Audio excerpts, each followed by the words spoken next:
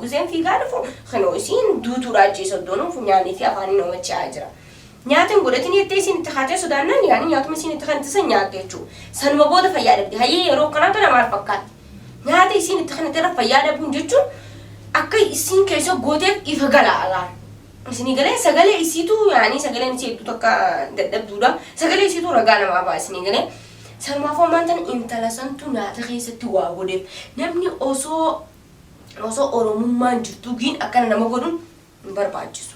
Bagamadan DMC Real Estate duraan apartama mana jireenyaa kaaree takka birrii 700 gurguraa akka ture ni beekama. Amma immoo namoota dursa galmaan 20 qofaaf kaaree takka irraa birrii 19 hir'isuudhaan guyyoota muraasa qofaaf kaareedhaan birrii 88 gurgurutti argama. Labuu maabiraatii uumama addaa akka qabaatus godhamee seera sheeriyaa irratti hundaa'ee manoonni kun ijaaramutti argama. Bukkee isaatti masgiidaaf madrasaan akka azaanni dhagaamuu fi quraanni qaraamu Kooppaawundii bal'aa kana cinatti argamu. 8% kafaltii duraanii birrii 487 irraa kaasee 60% baankii liqii dhala irraa bilisa ta'e isiniif qopheessinee jira. Carraa kanatti fayyadamuu warri barbaadan lakkoofsa armaan gadiitiin nu dubbisa.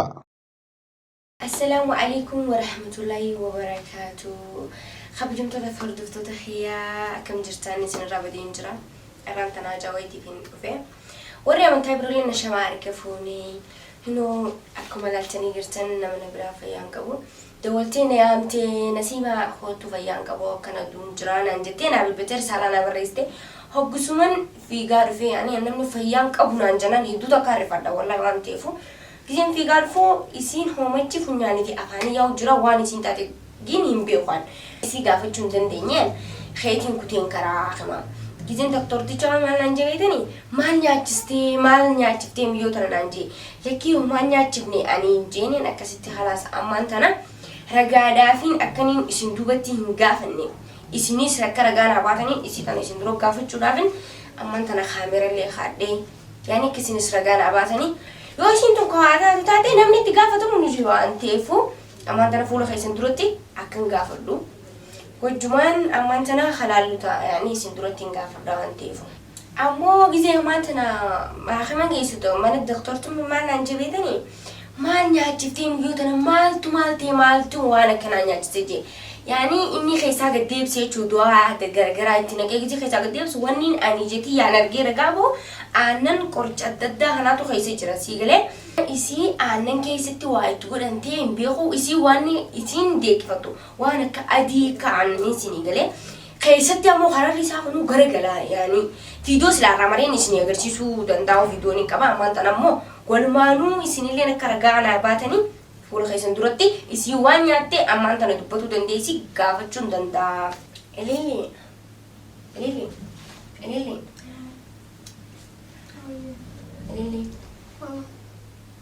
Akkam ammaan tana wayyooyte? Xiqqisho'ee.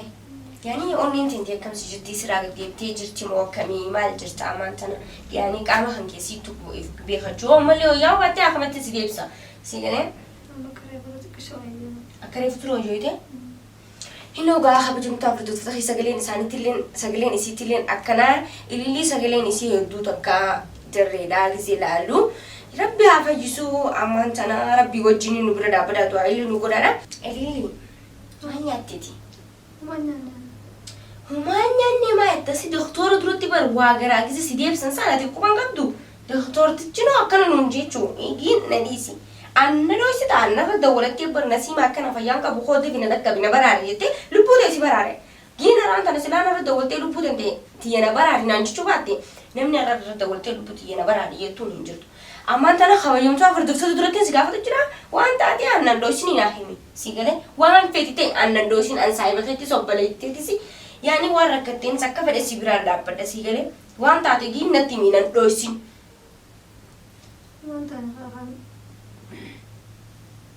Maan taane maali natti himi tureen yaani waan taate himiin danaa kana guuranii Kafayyaa qabduun yaani akkana jeenatti ayyuti yaani nargeera gaambaan si galee waan sa keessa dachaasan garaa keessa amma hojootemi olchii natti mi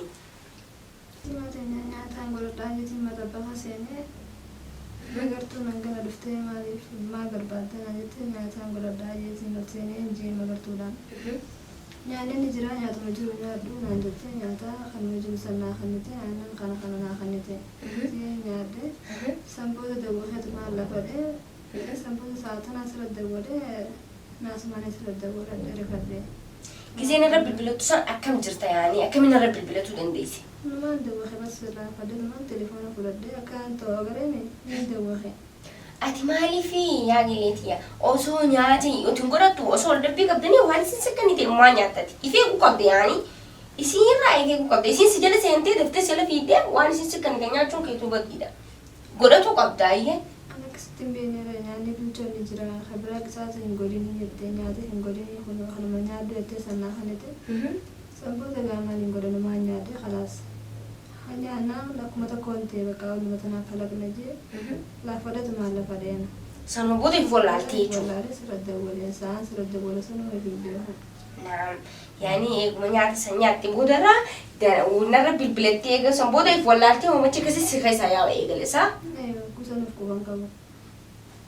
Hinoo gaa kabajamtootaaf hordoftoota xiyyaanni gartanii waan isin jettu nyaata beelihiin sagaleen ishee hedduu namaatti baatu ture yaani yoo dhageenyes akkanaan isiniif nyaata beelihiin yaani godhachuudhaaf maxabaha seentee san jala seentee nyaanni osoo jiru hin godhatinii jettee itti haate sodaattee nyaatuma isiin kan itti nyaatte isiin sanuma booda if wallaaltee jechuun irratti eega bilbilattee hodda lubbuu na baraade naan jettee boodarra awwaan akka qabamtee namni qabee mana qabee wayiin marsu jiruun ta'e giseen fiigaa dhufu kanoo isiin duutuudha ajjeesa doonuuf nyaanii fi afaanii namachaa jira.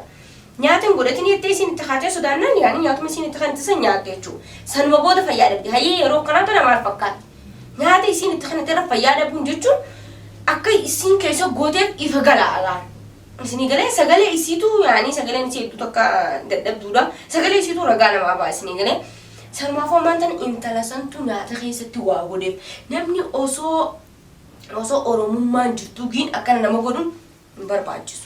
Leesh lubbuu fi ol dabarsuu yaadan nyaata keessatti agotee kan nuuf hin maal tunundi maal irraa dhufte waan irraa dhufte tunundi wajjumaan kalaalu ta'a. Yaani wanni tanarraa dhufte anamoo hin beeku yaani ati nyaata san akka nyaattee fayyaa dhabde nyaata san keessatti akka namni waasii godhe amantamoo namantu. Yaani naman shakkiinis nyaata. Shakkiin osoo nyaatiin akkamittiin amanne yaani nyaata san nyaattee hoggusuma fayyaa dhabuun kan kee daqiiqaa san keessatti maal si fakkaatti? Anakatti waan gootes hin beekne gaa. Yaani hin beekne alasasanti nyaattee nyaannu wayi qaba jettiin nyaanni ammaan tanammoo eega nyaattee boodarra daqiiqaa san keessa fayyaa dhabdee hoggunarra bilbilattu boodarra homachiif nyaanni fi afaan siyaayoo galeessaa. Halas nyaatuma san keessatti waasii goote gaamiyyoon seela seentee seela fiidee sikkannuu sunu maaleeyyee. Yoo godhattee yoo harka qabda nyaanni kun ammaan tana isiniin baaftanii abbaan fedhe nyaanii baafatee mana haata nyaata kana. Wallahi an hedduu tokko na rifachiisti dubbiin isaanii kun hedduu tokko mataa kanallee na nyaatti ana ammoo waa'ee kanaa keessa illee eegan bihee tureetiin jira dalagachaa jira ammaan tana eegi isin irra dawwalteen ragaadhaaf viidiyoo tokkittii tana isinii maree ammoo isillee yaameetiin wanti isii tana akkana gooteef oromummaa ammaan tana jechuun oromummaan na guutu yaani isin tun dhalaadha isin sunis dhalaadha wanni kana gootuuf hin jiru nama ta isirra jabduu rabbiin itti fiduu danda'a sa ammoo isi yaameetiin maaliif akkana gootee nyaatan isiin harka qabdi yaa godhattu amma abdiin raashina yoo baasu ka'e mana guutuu walaa zayitii walaa ruuzaa walaa kuduraa hunda baasee mana faana abbichi beelee ol seenee godhata. Isinii galee nyaanni kun ammaan tan isin qorqoduudhaaf ol seentee akkasii dhoorkitee jechuudha. Kan nyaadhu kan jiru jettee aannanii fi maal naa kan itti jettee keessaa wanni dachaafne sun hedduu tokko nama gaddisiisaa jira. Anammoo isi yaameetiin asittillee ijjitee isin duratti gaafadhaa nama fiidoon tokkotti tun ragaa laabaati jettiin isin waraabe mee osoon isi yaameen gaafatiin duratti ati gizee nyaata san nyaattu maaliif maal nyaattee nu himuu dandeessaami?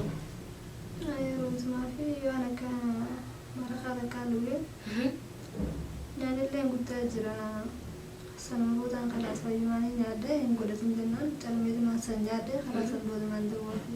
Ruuzadii san keessa maaltu jira? Waan kana garee nyaatu malee. Maraka keessattillee maraka diisan keessattillee homaan gariyaanii marakni kun maraka adii fooniiti isaa? Adii fooniiti. أنا ما أنت نقالال يسيبوا دنكيني شكيوان سما تبغى سيني لالي رسوني اللي نمسين هدو جراتي مرخا أديفي روزان ولتين عندي جتة جزين سينو دستيقي سانو ما نقدر ما أنت نالي يعني ما لما فكرتي جزء يصير أول تقولي كنتي في نيات خرر ركبتي سيني قلي أكنا من بروم يعني تخرر ركبتي مالك برباجسا كنا نموجود منكم مالك برباجسا حرام سيني أما يصير عمتين إجتة سندورة تكتي ثانون مرادين فرقافي يصير قافدا وان يصير كنا قوتي لبو يصير دبر سوتشو دبر مالي لبو يصير دبر سوتشو نينقافدا أمتي نينقافدا ستي وان يصير كنا قوتي أمو ناهي بوانا نينقاف سيسي ما أنتنا والله أني جزيني نياتا سني دي فيديتي سنجر سيسا إجتة سندورة تكتين تو هقومان لالو نياتا سني نقرين روزا أم أديفي مرحبي جتة هنا قرين دستي خيسا واني تكنجوتو ما تقولنا خيسا أمو نياتي سي كرراج كبيو إسين كرراج كبو باتي أنا في سي ولي قتتني جا هجن إسي تكاك سي ستي أجي سي نكنا جوزك تخنا هجن راح بلو تين ديسو يعني تو تكنا ما رفت جتي أما أنت نتكلم جرتا أكمل سيدي ما قرا خيسا يعني أنا ما دللا أنا بقول لا الرشوفة يعني هو أما اللي خفجوا باتو تادي هاخمت ستيبس أنا يوم كيا بلي خنين دبتين أما وجين ستيبس أنا ما يام بدا بشان سيفدو أنا نمتي بشان سيفدا أنا قريب تو سيفكا أوه وين ما أنا ما خنا أما ترى نجيب بشان كنا نقول أوه